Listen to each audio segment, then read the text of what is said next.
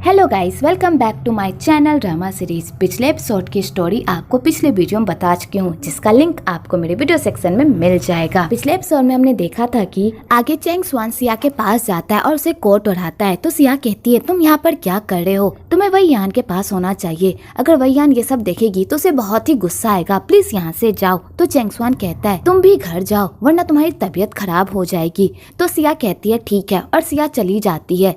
पर वो घर नहीं जाती और वहीं पर बैठकर बेचारी सैड रहती है कि तभी वहाँ पर चेंग स्वान आता है और सिया को कहता है, तुम घर क्यों नहीं गई? तो सिया कहती है, मैं थोड़ा थक गई हूँ इसलिए आराम करना चाहती हूँ। दूसरी तरफ वही यान को पता चलता है कि वो दोनों एक साथ हैं, तो उसे बहुत ही गुस्सा आता है और वो अपना सारा गुस्सा चेंग स्वान के सारे सामानों पर निकालती है। आगे चेंग स्वान सिया को घर छोड़ने के लिए जाता है तो सिया की मॉम चेंग स्वान को अपने दामाद की तरह ट्रीट करती है और उसकी खूब खातिरदारी करती है। तो बेचारा चेंग स्वान ये सब देखकर तो पूरी तरह हैरान होता है।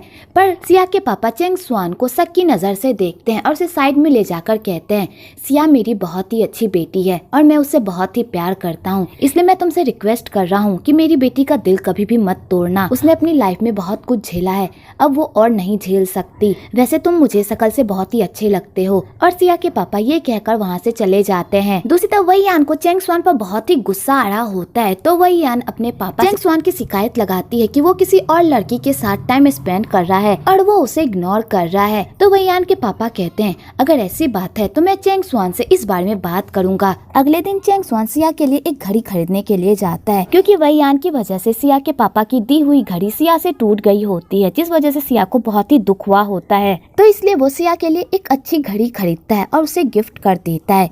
तो सिया उस घड़ी को देखकर बहुत ही खुश होती है, पर वो लेने से मना कर देती है क्योंकि वो बहुत ही महंगा होता है। तो चेंग स्वान कहता है, तुम्हारे पापा की प्यारी घड़ी मेरी वजह से टूट गई थी, तो इसका हर्जाना तो मुझे ही भरना था ना। और वैसे भी तुमने हमारे लिए बहुत कुछ किया है, तुमने इस कंपनी के लिए इतना कुछ किया है, तो क्या मैं तुम्हारे लिए इतना नहीं कर सकता? प्लीज इसे रख लो। और चेंग स्वान ये कहकर वहाँ से चला जाता है। तो सिया उस घड़ी को देखकर बहुत ही खुश होती है और सिया साओके को इस बारे में बताती है। तो साओके कहती है, मुझे लगता है कि तुम्हारा मैनेजर तुम्हें पसंद करने लगा है, इसलिए तो उसने तुम्हें इतनी महंगी गिफ्ट दी है। तो सिया कहती है, ऐसा कुछ भी नहीं है, उसकी एक गर्लफ्रेंड है और उन दोनों की बहुत जल्द शादी होने वाली है। और वैसे भी मेरा और उनका कोई मेल नहीं है, वो इतने अमीर, इतने अच्छे और इतने हैंडसम है, और मुझे देखो, मैं तो उनके बराबर भी खड़ी नहीं हो सकती। तो साओके कहती है, तुम्हें किसने कहा कि तुम उनसे कम हो? तुम भी बहुत ही अच्छी हो और तुम उनके लायक हो, इसलिए अपने आप को कम समझना बंद करो, समझी? और अपने लिए एक दूल्हा ढूंढने पर फोकस करो, क्योंकि तुम्हें पता है ना, क्योंकि तुम्हें याद है ना कि तुमने उस भविष्य बताने वाली से शर्त लगाई है कि 1 साल के अंदर अगर तुमने शादी नहीं की तो तुम्हें 1 मिलियन उसे देना पड़ेगा। तो सिया कहती है, वही तो मैं कर रही हूँ, पर मुझे कोई अच्छा लड़का मिल ही नहीं रहा। तो साओके कहती है, मैं तुम्हारी हेल्प करूंगी एक अच्छा लड़का ढूंढने में, ठीक है? इधर वही यान के पापा चेंग स्वान को बुलाते हैं और उससे पूरी बात पूछते हैं।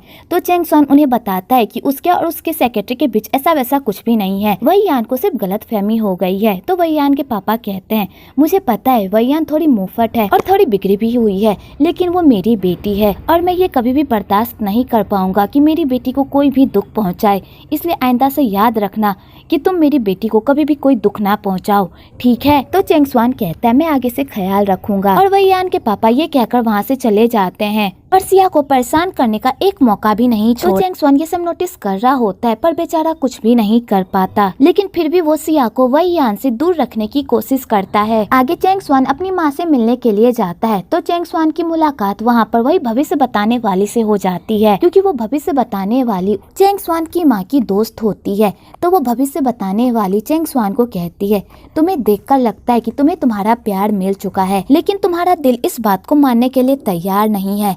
लेकिन अगर तुम्हारे प्यार में कोई भी प्रॉब्लम हो या तुम्हें अपने प्यार के बारे में कुछ भी जानना हो तो तुम मेरे पास बेहिचक आ सकते हो, और मैं तुमसे कोई पैसे भी नहीं लूंगी क्योंकि तुम इतने हैंडसम जो हो। और वो ये कहकर वहाँ से चली जाती है। आगे चेंग स्वान अपनी माँ को लेकर डिनर पर जाता है, क्योंकि वही यान के पापा ने उन लोगों को डिनर पर इनवाइट किया होता है। इधर वही यान ने सिया को भी मीटिंग के बहाने से वहाँ पर बुलाया होता है, लेकिन वही यान अहम मौके पर ही मीटिंग को कैंसिल कर देती है और सिया को कहती है, आज कोई भी मीटिंग नहीं होगी, आज सिर्फ फैमिली बातें होगी, इसलिए तुम तब तक मेरी गाड़ी का ख्याल रखो। तो सिया कहती है, लेकिन मुझे घर जाना है। तो वही यान कहती है, क्या तुम भूल गई कि तुम एक सेक्रेटरी हो और मेरे पापा की कंपनी में काम करती हो और तुम्हारा ये सारा काम है, इसलिए चुपचाप ये काम करो, समझी। तो बेचारी सिया चुपचाप वही यान की सारी बातें सुन लेती है कि तभी वहाँ पर चेंग स्वान आ जाता है अपनी मॉम को लेकर। तो चेंग स्वान को जब इस बारे में पता चलता है कि वही यान सिया को बुली कर रही है तो उसे बहुत ही बुरा लगता है, पर बेचारा कुछ भी नहीं कर पाता और वही यान के साथ अंदर चला जाता है। लेकिन चेंग स्वान का डिनर में बिल्कुल भी मन नहीं लग रहा होता है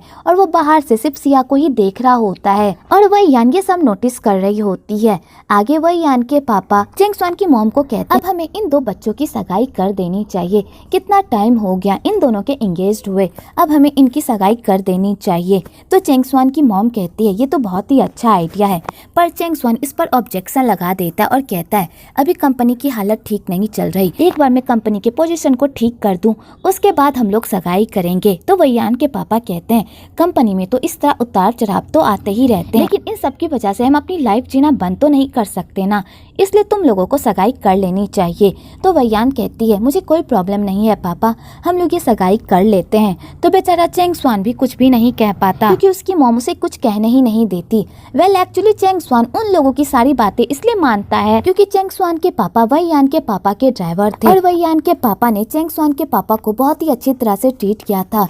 जब उनकी तबीयत खराब हो गई थी तो वैयान के पापा ने ही उनका हॉस्पिटल बिल भरा था और जब चेंग स्वान के पापा की मौत हो गई थी तो उनका सारा खर्चा वैयान के पापा ने ही उठाया था और वैयान के पापा ने ही चेंग स्वान को पढ़ा लिखा कर बड़ा किया था और आज चेंग स्वान जिस भी मुकाम पर है वो वैयान के पापा की वजह से है, इसलिए चेंग स्वान वैयान के पापा की एक बात भी नहीं टालता और उनकी सारी बातों में हाँ में हाँ मिलाता है। इधर सिया के पापा सिया का इंतजार कर रहे होते हैं क्योंकि आज उनका बर्थडे होता है और वो अपनी पूरी फैमिली के साथ अपना बर्थडे मनाना चाहते हैं, पर सिया काम में इतनी बिजी होती है जिस वजह से वो घर नहीं जा पाती, जिस वजह से सिया के पापा को बहुत ही बुरा लग रहा होता है। तो सिया अपने पापा को कॉल करती है और माफी भी मांगती है और अपने पापा को फोन पर से ही विश कर रही होती है कि तभी वहाँ पर चेंग स्वान आ जाता है और वो ये सब सुन लेता है। तो चेंग स्वान सिया को कहता है आज तुम्हारे घर में इतना इम्पोर्टेंट दिन है, तुम्हें घर चले जाना चाहिए और तुम गाड़ी की टेंशन मत लो, मैं इसका ख्याल रख लूंगा, तुम घर जाओ। तो सिया ये सब सुनकर खुश हो जाती है और घर चली जाती है। आगे सिया अपने पापा के साथ मिलकर बर्थडे मनाती है और वो लोग साथ में बहुत ही अच्छा टाइम स्पेंड करते हैं। इधर चेंग स्वान पूरी मेहनत कर रहा होता है कि उसे वो प्रोजेक्ट मिल जाए, पर उसका चीफ मैनेजर अपनी पूरी ताकत लगा रहा होता है कि ये प्रोजेक्ट उसे ना मिले और चेंग स्वान ये सारी बातें जान भी रहा होता है। तो चेंग स्वान सिया को एक डॉक्यूमेंट देता है और कहता है हमें इस बंदे को किसी भी कीमत पर अपने साथ काम करने के लिए मनाना होगा, क्योंकि अगर ये बंदा हमारे साथ काम करने के लिए मान गया तो हमारी कंपनी को बहुत ही प्रॉफिट होगा, इसलिए ये अब तुम्हारी जिम्मेदारी है कि तुम इस बंदे को किसी तरह हमारे साथ काम करने के लिए बनाओ, ठीक है। तो सिया जैसे ही उस बंदे को देखती है तो वो पूरी तरह शॉक्ड हो जाती है क्योंकि वो बंदा कोई और नहीं बल्कि उसका एक्स बॉयफ्रेंड सैंग होता है। तो सिया चेंग स्वान को मना करने की कोशिश करती है कि वो ये काम नहीं कर सकती, पर चेंग स्वान उसकी एक भी नहीं सुनता और उस पर जिम्मेदारी थमाकर वहाँ से चला जाता है। तो सिया अपने एक्स बॉयफ्रेंड को याद करके बहुत ही इमोशनल हो जाती है और बहुत सारे टेसुए बहाती है। एक्चुअली सिया और सैंग की लव स्टोरी ये होती है कि ये दोनों ऑफिस में मिले होते हैं और इन दोनों को ऑफिस में ही प्यार हो गया होता है और इन दोनों की लाइफ बहुत ही अच्छी चल रही होती है। ये दोनों एक साथ बहुत ही खुश रहते हैं, साथ में टाइम स्पेंड करते हैं और इन दोनों की लाइफ पूरी तरह सेट रहती है। पर कोई भी लव स्टोरी इतनी परफेक्ट हो ये तो हो नहीं सकता। आगे सैंग को एक अमीर लड़की मिल जाती है जिससे अगर वो शादी कर ले तो उसका करियर पूरी तरह सेट हो सकता है। तो सैंग उस अमीर लड़की की वजह से सिया को छोड़ देता है। जब सिया को इस बारे में पता चलता है कि सैंग ने उसे धोखा दिया है तो वो पूरी तरह टूट जाती है और उसे खुद पर भरोसा नहीं होता कि सैंग उसके साथ इतना बड़ा धोखा कर सकता है। सिर्फ पैसों के लिए वो उसका दिल इस तरह कैसे तोड़ सकता है और इसी वजह से सिया ने आज तक किसी और लड़के को डेट नहीं किया और सिया अपनी पास्ट की सारी बातों को याद करके खूब रोती है। आगे सिया अपनी दोस्त साओके से मिलती है और सिया साओके को सैंग के बारे में बताती है। तो साओके ये सब सुनकर पूरी तरह शॉक्ड हो जाती है। साओके सिया को समझाती है कि वो तुम्हारा पास्ट था, इसलिए प्लीज उसे अपने फ्यूचर पर हावी होने मत दो और वैसे भी इस रिश्ते में तुम्हारी कोई गलती नहीं थी,